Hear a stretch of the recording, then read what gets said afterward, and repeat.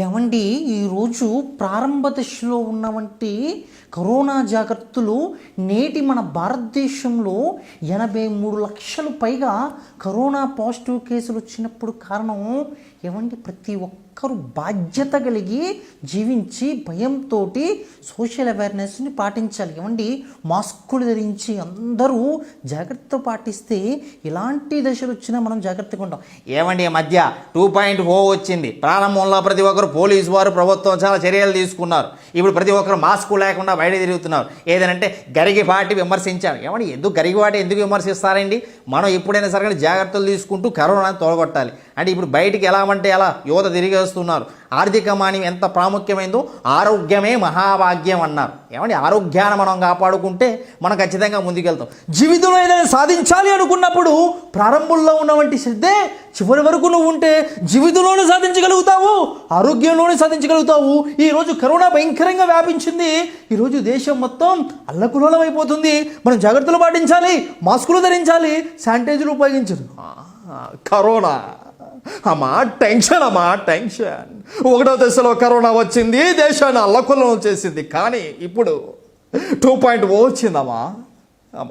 మాస్కులు లేవు, శానిటైజర్ లేవు. ఏదంటే ఆర్థికమైనటువంటి ఇబ్బందులు ప్రతి ఒక్కరూ ప్రభుత్వం పట్టించుకోవాలి. అలాగే ప్రతి ఒక్కరికి జాగ్రత్త ఉండాలి.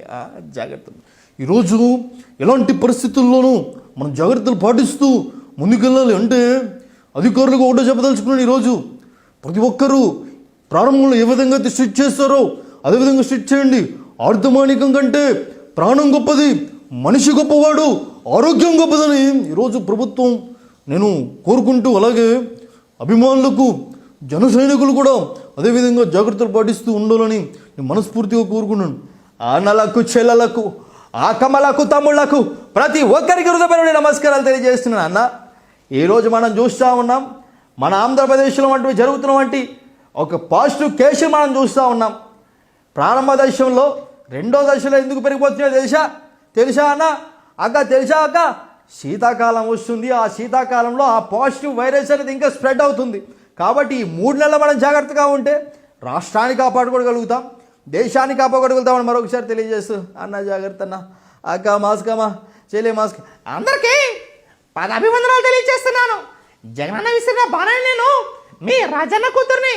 అన్న చెప్పినట్టుగా ఈ శీతాకాలంలో ఇంకా జాగ్రత్తలు ఉండాలి. ఈ చలికాలంలో వైరస్ ఎక్కువ స్ప్రెడ్ అవుతుంది. కాబట్టి అందరూ మాస్కులు ధరించండి, ముఖ్యమైన పనుల మీద బయటికి వెళ్ళండి. ఎవరు కూడా అన్న చెప్పినట్టు వినండి, ప్రభుత్వాల మాట వినండి. నిజంగా ఈరోజు చూసుకున్నట్టయితే తమ్ముడు పవన్ కళ్యాణ్ చెప్పినట్టుగా ఈరోజు కరోనా అనేది రెండో దశలో వ్యాప్తి చెందుతుంది. మనం కూడా చూసాం.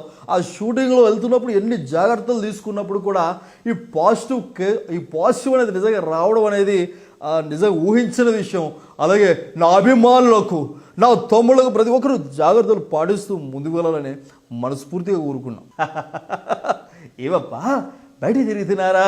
ఈ బడవ కరోనా మొత్తం వ్యాపించినది అబ్బి. ఏడ తిరుగుతారు? 2.0 వచ్చేసి మొత్తం రచ్చలైపోయినది అబ్బి. మొత్తం గబ్బు కొడుతున్నదే. మన తెలంగాణలో రోజుకి 1600 పాజిటివ్ కేసులు వస్తున్నాయి అబ్బి. మన హైదరాబాద్ని మనమే కాపాడుకోవాలా, జాగ్రత్తగా ఉండాలా. అన్నా కరోనా వచ్చేసిందంటన్నా, బొచ్చకంటన్నా అందరూ ఇంట్లోనే ఉండాలన్నా.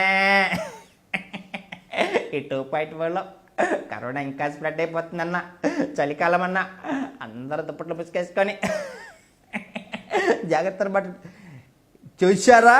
నేను ముందే చెప్పాను. ఎప్పుడు చెప్పాను? 7 నెలల క్రితం అమెరికా నుంచి లైవ్లో వచ్చాను. కేసులు పెరిగిపోతే జాగ్రత్త అని ట్రంప్కి సలహా ఇచ్చాను. ఏం లేదు. మోదీ గారికి చెప్పాను. ఏం లేదు. నా తమ్ముడు జగన్కి అలాగే కేసీఆర్ గారికి చెప్పాను. ఒకటే 2.0 కరోనా వచ్చేసింది. అందరు జాగ్రత్తగా ఉండాలి, అందరు జాగ్రత్తగా వెళ్తే మనం బాగుంటాం. అర్థమవుతుంది కదా? కరోనా 2.0 వచ్చేసింది, అందరూ ఇంట్లో ఉండాలి. అవునా కదా జ్యోతి? ఎవరో ఇక్కడ కరోనా వచ్చిందన్నారు. అవునా సిటీ తల్లి? ఏమే సిటీ తల్లి? ఎందుకు బయటికి వెళ్ళావో అన్న? కరోనా వచ్చేసిందన్న, 2.0 వచ్చేసిందన్న. ఇప్పటికే చాలా దేశాల్లో లాక్డౌన్ పెట్టేశారన్న. ఏందన్న ఇదే?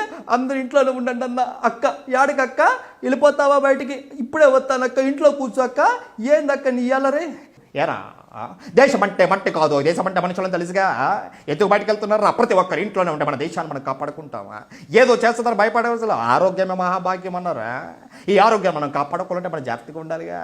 అందరి ఇంట్లోనే ఉండండి. నిన్న పుట్టించిన దేవుడు కనబడితే వాణ్ణి సెల్లో వేసేస్తా. ఎందుకు ఎవరికి కావాలో బయట తిరుగుతున్నారు. ప్రతి ఒక్కరి ఇంట్లో ఉంటే కరోనాను వెళ్ళగొట్టచ్చు, మనం జాగ్రత్తగా ఉండొచ్చు. ఏమండి ఒకటో చెప్పదలుచుకున్నా ఈరోజు, ఏమండి ప్రభుత్వానికి ఎంత బాధ్యత ఉందో మనకు కూడా అంతే బాధ్యత ఉందిగా. ఏమండి శీతాకాలం వచ్చింది, పాజిటివ్ ఎక్కువ వ్యాప్తి చెందిందో మనకు తెలుసు. పేపర్లో చూస్తున్నాం, న్యూస్లో చూస్తున్నాం, మీడియాలో చూపిస్తున్నారు. అయినా మర్చిపోయామండి, డబ్బు ముఖ్యమా? డబ్బు ఉండాలి, ఆర్థికంగా ఉండాలి, మనం కూడా జాగ్రత్తగా ఉండాలిగా.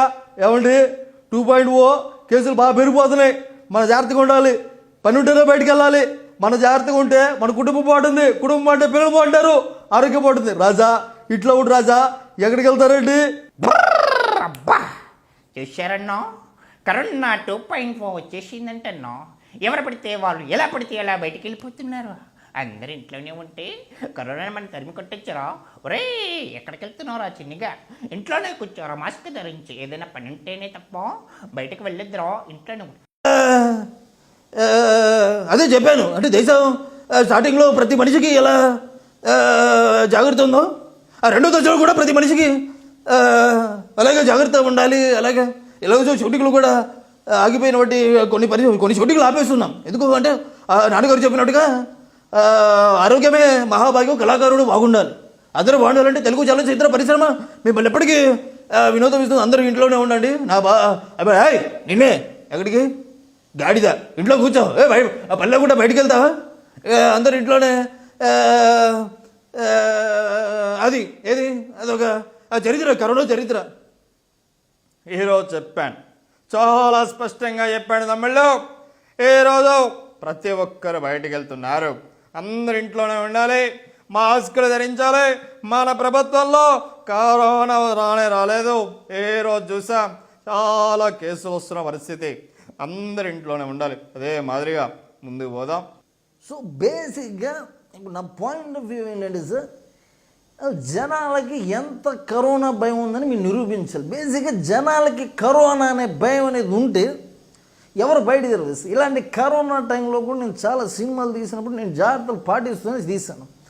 సో ఈ కరోనా 2.0 ఈ శీతాకాలంలో ఆరోగ్య శాఖ వారు ఆల్రెడీ చెప్పారు కాబట్టి, సో వాట్ అయితే నేనేమంటానంటే ప్రతి ఒక్కరు జాగ్రత్తగా పాటిస్తూ ఉండాలి. ఎందుకంటే కరోనా పురుగు చంపాలన్నా దొరకదు, పిసకాలన్నా కనపడదు. ఎందుకంటే కరోనా పురుగు.